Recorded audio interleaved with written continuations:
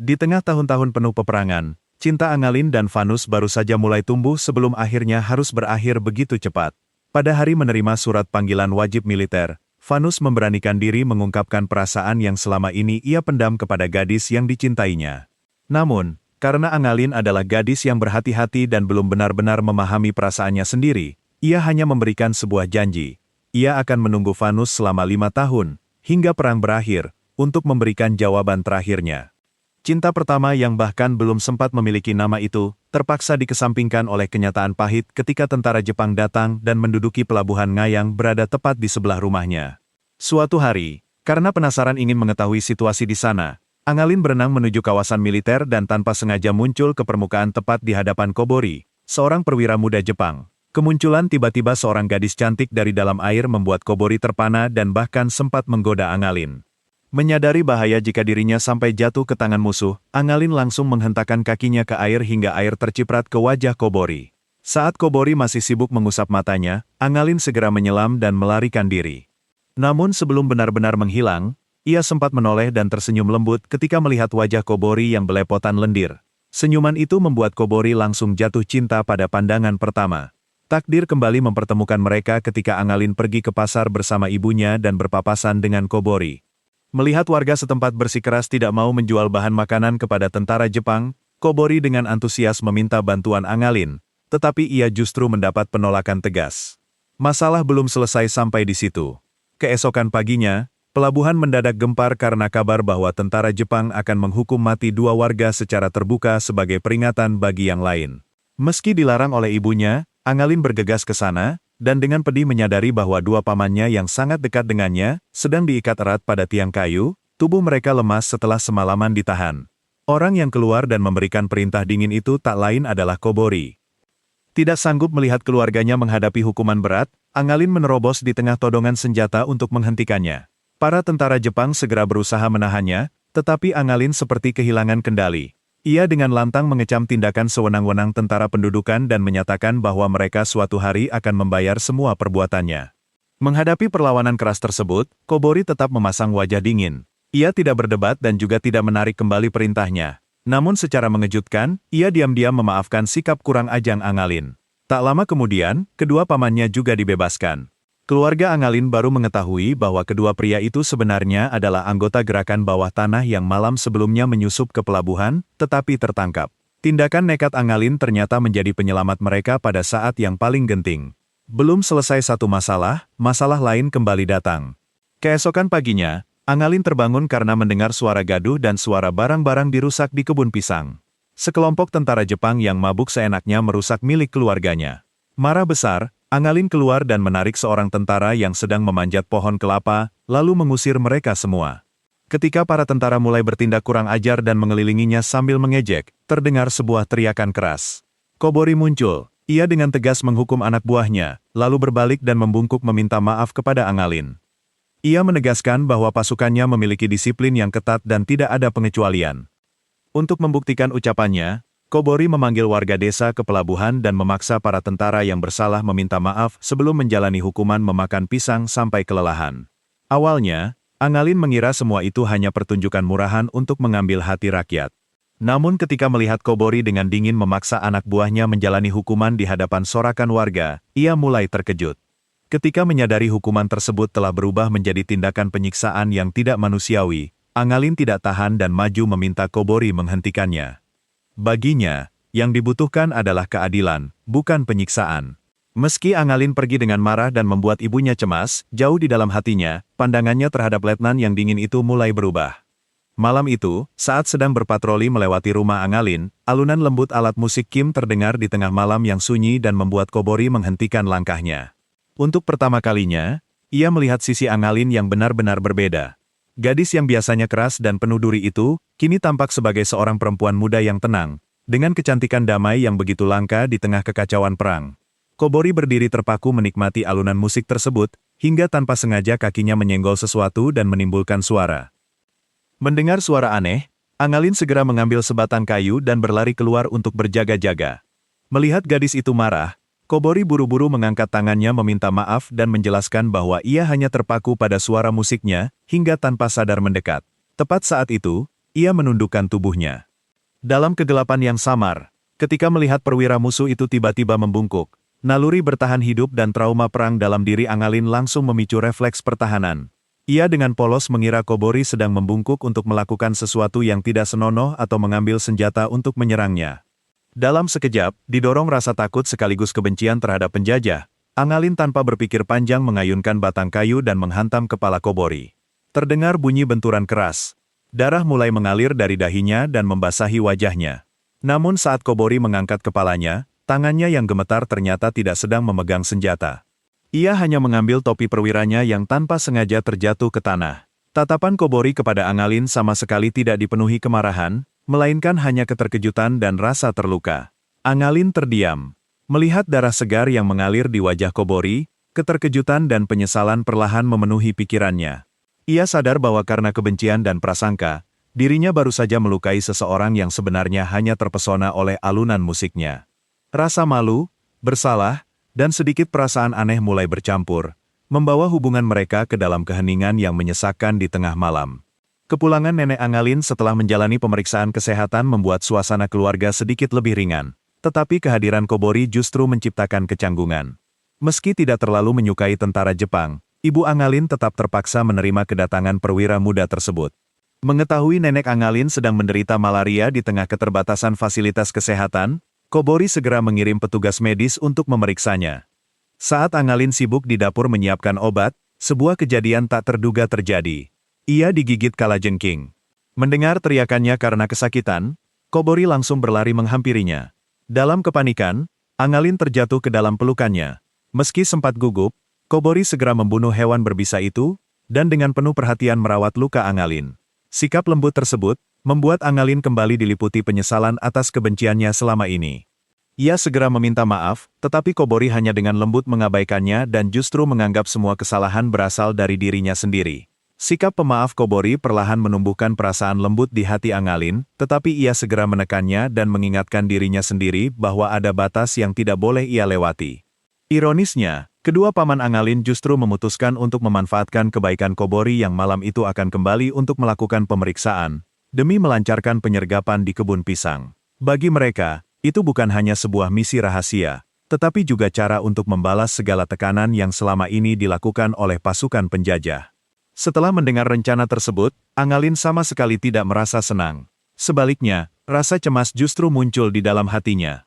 Ia tahu betul siapa Kobori sebenarnya, tetapi ia juga tidak bisa mengingkari semua perlindungan dan kelonggaran yang selama ini diberikan Kobori kepada keluarganya. Malam itu, Kobori datang kembali bersama dokter. Angalin berusaha memasang wajah dingin dan bersikap ketus, tetapi jauh di dalam hatinya, ia hanya berharap pemeriksaan segera selesai agar Kobori bisa pergi dengan selamat. Ketika dokter meminta Kobori segera kembali ke markas karena malam sudah larut, Angalin sempat ragu ingin menahannya, tetapi ia tidak menemukan alasan yang tepat. Keraguan yang sekilas terlihat di matanya tidak luput dari kepekaan Kobori. Untuk pertama kalinya, ia merasakan kekhawatiran yang benar-benar tulus dari gadis yang dicintainya. Namun, demi menghindari masalah bagi Angalin, ia tetap memilih melangkah ke dalam kegelapan malam. Tak mampu menahan dorongan hatinya, Angalin berlari mengejar sosoknya. Namun, semuanya sudah terlambat. Di tengah kesunyian kebun pisang, Kobori telah terjatuh setelah diserang secara tiba-tiba oleh kedua paman Angalin. Darah merah membasahi seragam perwiranya. Saat melihat pria itu terbaring tak bergerak di atas tanah yang dingin, hati Angalin seolah hancur berkeping-keping. Rasa takut kehilangan dirinya mengalahkan segala pertimbangan tentang perang. Ia mempertaruhkan segalanya dan bersama dokter membawa Kobori kembali ke rumahnya. Sepanjang malam, ketika Kobori menahan rasa sakit, Angalin menggenggam erat tangannya untuk memberikan sedikit kehangatan dan menenangkannya. Keesokan paginya, Angalin terbangun dengan rasa cemas yang terus menghantuinya. Ia segera menghampiri Kobori. Melihat Kobori gelisah dan kesulitan bernapas, Angalin dengan penuh perhatian mengambil selimut dan menyelipkannya di belakang punggung agar rasa sakitnya sedikit berkurang. Tepat saat itu, Kobori tiba-tiba membuka mata. Tatapan tenang namun tajam dari sang letnan membuat suasana seketika menjadi hening. Ia bertanya apakah Angalin sudah mengetahui tentang penyergapan malam sebelumnya. Pertanyaan itu terasa seperti pisau yang menusuk hati Kobori. Di balik kecurigaan seorang komandan, tersimpan kebingungan dan kekecewaan mendalam dari seorang pria yang terlanjur jatuh cinta. Ia menyadari bahwa semua ketulusan dan pengorbanannya ternyata belum mampu menghancurkan tembok prasangka. Bahkan, Orang yang paling ia percaya mungkin saja hanya diam melihatnya masuk ke dalam perangkap maut. Angalin terdiam ketika melihat kekecewaan yang begitu jelas di mata Kobori. Namun Kobori, dengan sikap penuh pengertian sekaligus kepahitan, memahami bahwa mereka berdua hanyalah dua orang malang yang terseret dalam pusaran perang. Ia memilih memendam rasa sakitnya, menyembunyikan semuanya dan tidak menuntut pertanggungjawaban Angalin, meski sebagai seorang tentara ia tetap harus melakukan penyelidikan. Namun, rasa khawatir Angalin terhadap Kobori telah mengalahkan segala pertimbangannya. Ia mempertaruhkan bahaya dengan berenang menuju pelabuhan untuk mencari kabar tentangnya. Ketika tiba-tiba melihat Kobori berdiri di belakangnya, ia menyembunyikan rasa gugup, membantu mengikat perahu, lalu berjalan pulang bersamanya. Saat duduk di samping neneknya, tatapan mereka sempat bertemu. Angalin buru-buru memalingkan wajah untuk menyembunyikan detak jantungnya yang tak beraturan. Jauh di dalam hatinya, perbedaan bangsa dan janji 5 tahun kepada sahabat masa kecilnya, Vanas, masih menjadi belenggu yang mengikat erat dirinya. Sementara itu, melalui penjelasan sang penerjemah, Kobori terkejut mengetahui bahwa Angalin bukan sekadar seorang mahasiswi biasa. Ia adalah putri seorang pejabat tinggi Angkatan Laut Thailand, sementara sahabat masa kecilnya, Vanas, sedang menempuh pendidikan di Inggris dan memiliki hubungan erat dengan pihak oposisi. Kebenaran ini menghapus berbagai keraguan Kobori sebelumnya dan membuatnya memahami alasan di balik sikap waspada Angalin. Ia menyadari bahwa semakin dekat dirinya dengan Angalin, semakin besar pula bahaya yang bisa membuat gadis itu terancam hukuman mati. Demi melindunginya, Kobori meminta bawahannya untuk merahasiakan semuanya dan tidak melaporkan kejadian tersebut kepada atasan yang lebih tinggi. Ia sepenuhnya mengubah pendekatannya. Ia mengesampingkan tekanan sebagai seorang perwira, mengabaikan kesalahan kedua paman Angalin, dan sering datang membawa makanan tradisional Jepang yang ia siapkan sendiri untuk membantu merawat nenek Angalin sekaligus mendekatkan hubungan mereka. Ia memilih menggunakan ketulusan secara perlahan untuk mengikis semua prasangka. Menghadapi kelembutan yang terus diberikan Kobori, sekuat apapun Angalin berusaha mengenakan zirah dingin di dalam dirinya, hatinya mulai lelah dan perlahan luluh di hadapan pria yang dahulu ia anggap sebagai musuh di seberang medan perang. Saat itu, suara sirene peringatan yang memekakan telinga disusul serangan udara dahsyat menghantam kawasan stasiun. Kobori segera membawa keluarga Angalin ke tempat perlindungan yang aman sebelum buru-buru kembali ke unitnya. Di tengah kehancuran dan kehilangan, melihat Kobori kembali dengan selamat dari seberang pelabuhan membuat Angalin tak mampu menyembunyikan rasa leganya. Setelah melewati malam dengan menyaksikan rekan-rekannya gugur, Kobori untuk pertama kalinya mencurahkan seluruh isi hatinya di hadapan Angalin yang masih memasang wajah dingin. Ia mengungkapkan kebenciannya terhadap perang, sesuatu yang kejam dan telah mendorong hubungan mereka ke jalan buntu. Karena apapun hasilnya, ia tetap akan kehilangan Angalin. Jika Jepang menang, Angalin akan menganggapnya sebagai penjajah. Jika Jepang kalah, ia harus kembali ke negaranya. Melihat ketidakberdayaan Kobori, Angalin dengan lembut mengatakan bahwa ia boleh datang ke rumahnya kapan saja. Sebuah undangan sederhana, tetapi cukup untuk membuat sang letnan kembali dipenuhi harapan. Keesokan paginya di pasar, ketika kemarahan warga meluap kepada Kobori setelah terjadi sebuah bentrokan, Angalin dengan cepat menariknya ke dalam perahu untuk melarikan diri. Melihat luka di dahinya, Angalin merasa iba dan dengan lembut mengusap darahnya menggunakan sapu tangan. Ketika Kobori menggenggam tangannya dengan lembut, Angalin sempat terkejut dan ragu, lalu perlahan menarik tangannya kembali dengan malu-malu. Namun, tepat ketika perasaan mereka mulai tumbuh, Kobori tiba-tiba menerima perintah untuk dipindahkan. Tanpa sempat mengucapkan salam perpisahan, ia buru-buru membeli sapu tangan baru dan sekuntum bunga putih sebagai tanda perasaannya, lalu diam-diam meminta nenek Angalin menyerahkannya kepada sang gadis pada larut malam. Keesokan harinya, setelah mendengar bahwa Kobori akan pergi, Angalin berenang menuju pelabuhan untuk memastikan kabar tersebut, lalu terdiam dalam kekecewaan yang begitu mendalam. Pada malam itu, Angalin dengan penuh hati-hati mencuci bersih sapu tangan kenangan.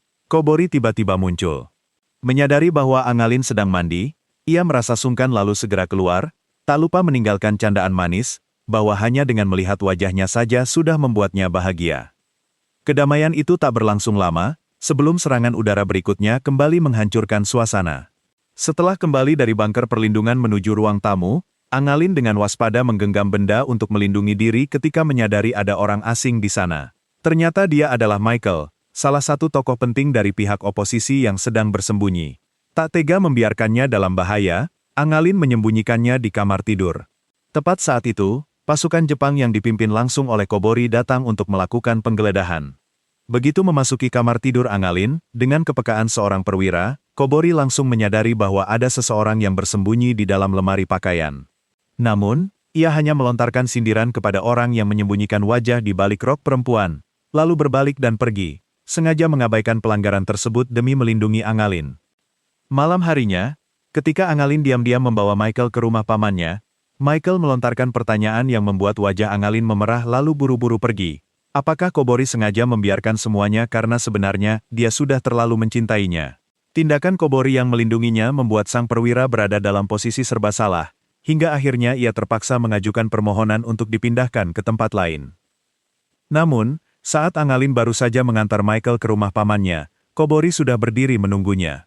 Perdebatan sengit mengenai situasi perang di antara mereka terhenti ketika seberkas cahaya lampu menyapu tempat itu. Tetangga yang kebetulan lewat pun salah paham dan mengira mereka sedang berkencan, sehingga tanpa sengaja rumor tentang hubungan keduanya segera menyebar ke seluruh desa. Belum sempat rumor itu mereda, serangan udara kembali menghujani desa.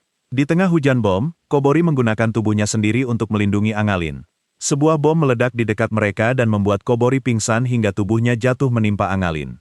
Dalam sekejap, ketika tanah dan langit seakan berguncang dan bau mesiu memenuhi udara, Angalin panik dan mengira pria yang berada di atas tubuhnya itu mungkin telah meninggal. Ketakutan kehilangan dirinya membuat seluruh pertahanan di hati Angalin runtuh. Ia memeluk Kobori sambil menangis terseduh-seduh dalam keputusasaan. Ketika Kobori perlahan membuka mata dan melihat air mata yang mengalir di wajah Angalin, dengan sisa tenaga yang dimilikinya, ia mengungkapkan perasaan cintanya yang selama ini tersimpan di dalam hati. Tak lagi berusaha melarikan diri dari perasaannya maupun terhalang oleh perbedaan bangsa, Angalin menerima ciuman Kobori dengan ketulusan hatinya. Namun, setelah serangan itu berakhir, warga desa dan keluarga mereka terkejut ketika menemukan keduanya dalam keadaan Kobori berada di atas tubuh Angalin. Rumor yang sebelumnya sudah ramai pun semakin berkembang dan menimbulkan ketegangan yang lebih besar. Untuk melindungi kehormatan wanita yang dicintainya dari berbagai fitnah, Kobori mengambil keputusan mendadak. Ia mengajukan permintaan untuk menikahi Angalin. Mendengar kabar tersebut, Angalin terjebak antara kebahagiaan yang diam-diam ia rasakan dan harga dirinya sebagai seorang bangsa. Tradisi keluarganya tidak membenarkan pernikahan dengan pihak penjajah. Karena itu, ia mengatakan bahwa dirinya tidak mencintai Kobori, meskipun sebenarnya ia sedang membohongi perasaannya sendiri. Namun, Kobori bersikeras tidak akan membiarkannya menghadapi tekanan dari masyarakat seorang diri. Sesampainya di rumah, Angalin terkejut ketika mengetahui bahwa seorang dokter telah datang mewakili Kobori untuk membicarakan pernikahan. Ibunya berusaha keras membujuknya, mengingatkan berbagai kali Kobori mempertaruhkan nyawanya demi melindungi keluarganya.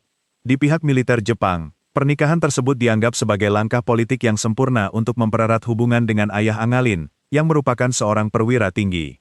Ayahnya sendiri pun segera menyetujui karena melihat adanya keuntungan bagi masa depan. Campur tangan dari berbagai pihak membuat Angalin marah karena merasa hidupnya telah dijadikan alat pertukaran. Ketika Kobori datang untuk meminta maaf, ia menolaknya dengan dingin. Dalam keadaan kehilangan kendali karena terluka dan tidak berdaya, Kobori berusaha menahan Angalin sambil mencurahkan perasaan yang selama ini dipendamnya. Angalin bereaksi keras untuk mempertahankan batas dirinya. Pergulatan itu membuat luka Kobori yang belum sembuh kembali terbuka, hingga keduanya akhirnya terpisah dalam kepahitan dan tekanan yang begitu berat. Bantu Michael meninggalkan desa dengan aman, Angalin meminta bantuan ayahnya. Mereka memutuskan menjadikan pesta pernikahan yang akan datang sebagai kedok sempurna untuk mengelabui tentara Jepang. Namun, setiap langkah mereka tidak luput dari pengamatan Kobori yang sangat tajam. Kobori datang menemui Angalin dan mempertanyakannya dengan hati yang dipenuhi rasa sakit karena merasa dikhianati. Dengan getir, ia menyalahkan Angalin karena bukan hanya ikut campur dalam situasi perang, tetapi juga menjadikan hari pernikahan mereka sebagai alat untuk mencapai tujuannya. Melihat air mata kekecewaan yang mengalir di wajah pria yang selama ini begitu kuat, Angalin hanya bisa terdiam dan memalingkan wajah dengan hati yang pahit. Namun, di balik keretakan itu tersimpan kegelisahan yang jauh lebih dalam. Kobori terluka karena merasa belum pernah benar-benar menyentuh hati istrinya, sementara Angalin terjebak di antara tekanan keadaan, kebencian terhadap penjajah, serta janji untuk menunggu Vanus. Ketika konflik mereka belum menemukan jalan keluar, serangan udara kembali datang secara tiba-tiba. Tanpa memedulikan bahaya, Kobori kembali berlari untuk melindungi Angalin dengan tubuhnya dan membawanya menuju bunker perlindungan. Namun, karena warga desa merasa curiga dan menolak kehadiran Kobori, pintu bunker ditutup tepat di depan mereka. Tak punya pilihan lain, Keduanya pun berlari bersama di tengah hujan bom dan peluru yang berjatuhan. Melihat pria yang diam-diam terus melindunginya tanpa mengeluh dan tanpa pernah menuntut balasan, tembok dingin di hati Angalin akhirnya benar-benar runtuh. Yang tersisa hanyalah rasa iba dan perasaan tulus yang mulai tumbuh di dalam hatinya. Pernikahan pun berlangsung tak lama kemudian.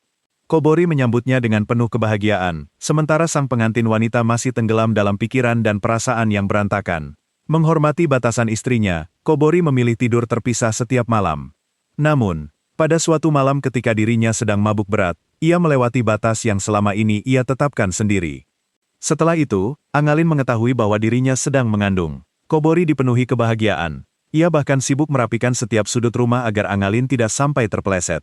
Namun, ketika melihat tatapan kosong istrinya, Kobori mengira Angalin merasa sedih karena mengandung anaknya.